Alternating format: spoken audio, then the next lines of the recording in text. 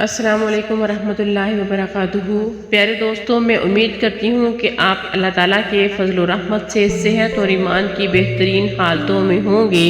ہمارے پیارے نبی صلی اللہ علیہ وآلہ وسلم جب تجارت کی غرض سے ملک شام گئے تو حضرت خدیجہ رضی اللہ تعالیٰ عنہا ان کی امانت داری سے بہت زیادہ متاثر ہوئیں، اور حضرت خدیجہ رضی اللہ تعالیٰ عنہا کو ان کے غلام میسرہ نے بھی پیارے نبی صلی اللہ علیہ وآلہ وسلم کے معجزات کے بارے میں بتایا۔ میسرہ نے وہ تمام حالات و واقعات بیان کیے جو اس نے سفر میں پیارے نبی صلی اللہ علیہ وآلہ وسلم کے ساتھ دیکھے تھے۔ ان تمام باتوں سے سیدہ خدیجہ رضی اللہ تعالیٰ عنہا بہت زیادہ حیران ہوئیں۔ اب وہ اپنے چچا زاد بھائی ورقہ بن نوفل سے ملیں جو پچھلی کتابوں کے عالم تھے۔ سیدہ خدیجہ رضی اللہ تعالیٰ عنہا نے انہیں جو کچھ خود دیکھا اور میسرہ کی زبانی سنا وہ سب کچھ ان کو بتایا۔ ورقہ بن نوفل اس وقت عیسائی مذہب سے تعلق رکھتے تھے، اس سے پہلے وہ یہودی تھے۔ سیدہ خدیجہ رضی اللہ تعالیٰ عنہا کی تمام باتیں سن کر ورقہ بن نوفل نے کہا، خدیجہ اگر یہ باتیں سچ ہیں تو سمجھ لو محمد اس امت کے نبی ہیں۔ میں یہ بات جان چکا ہوں کہ وہ اس امت کے ہونے والے نبی ہیں۔ دنیا کو انہی کا انتظار تھا، یہی ان کا زمانہ ہے۔ اور یہاں یہ بات بھی واضح ہو جانی چاہیے کہ پیارے نبی صلی اللہ علیہ وآلہ وسلم نے سیدہ خدیجہ رضی اللہ تعالیٰ عنہا کے لیے تجارتی سفر صرف ایک بار ہی نہیں کیا، چند اور سفر بھی کیے تھے۔ سیدہ خدیجہ رضی اللہ تعالیٰ عنہا ایک شریف اور پاک باز خاتون تھیں۔ نسب کے اعتبار سے بھی وہ قریش میں سب سے اعلیٰ تھیں۔ انہیں قریش کی سیدہ کہا جاتا تھا۔ قوم کے بہت سے لوگ ان سے نکاح کے خواہش مند تھے۔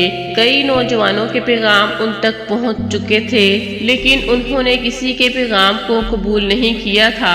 نبی کریم صلی اللہ علیہ وآلہ وسلم تجارت کے سفر سے واپس آئے تو آپ صلی اللہ علیہ وآلہ وسلم کی خصوصیات دیکھ کر اور آپ کی باتیں سن کر وہ آپ صلی اللہ علیہ وآلہ وسلم سے بہت زیادہ متاثر ہو چکی تھی۔ لہٰذا انہوں نے ایک خاتون نفیسہ بنت مینا کو آپ کی خدمت میں بھیجا۔ انہوں نے آ کر آپ صلی اللہ علیہ وآلہ وسلم سے کہا کہ اگر کوئی دولت مند اور پاک باز خاتون خود آپ کو نکاح کی پیشکش کرے تو کیا آپ مان لیں گے؟ ان کی بات سن کر آپ صلی اللہ علیہ وآلہ وسلم نے فرمایا، وہ عورت کون ہے؟ تو نفیسہ نے فوراً جواب دیا، خدیجہ بنت خلیل، یعنی حضرت خدیجہ رضی اللہ تعالیٰ عنہا۔ آپ صلی اللہ علیہ وآلہ وسلم نے انہیں اجازت دے دی۔ نفیسہ بنت مینا سیدہ خدیجہ رضی اللہ تعالیٰ عنہا کے پاس آئیں اور انہیں ساری بات بتائی۔ سیدہ خدیجہ رضی اللہ تعالیٰ عنہا نے اپنے چچا عمرو بن اسد کو اطلاع کروائی تاکہ وہ آ کر نکاح کر دیں۔ سیدہ خدیجہ رضی اللہ تعالیٰ عنہا کی اس سے پہلے 2 مرتبہ شادی ہو چکی تھی۔ ان کا پہلا نکاح عتیق ابن مائد سے ہوا تھا۔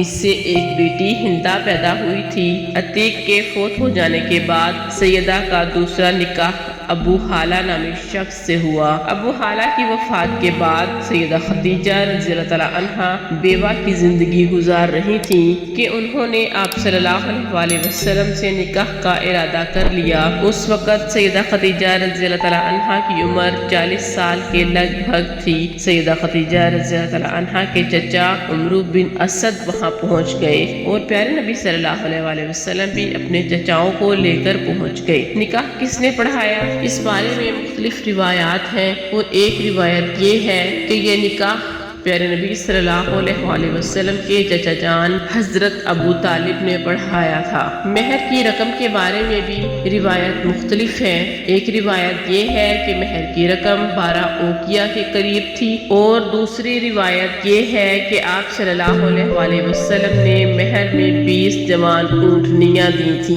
نکاح کے بعد پیارے نبی صلی اللہ علیہ وآلہ وسلم نے ولیمے کی دعوت کھلائی، اور اس دعوت میں آپ نے 1 یا 2 اونٹ ذبح کیے تھے۔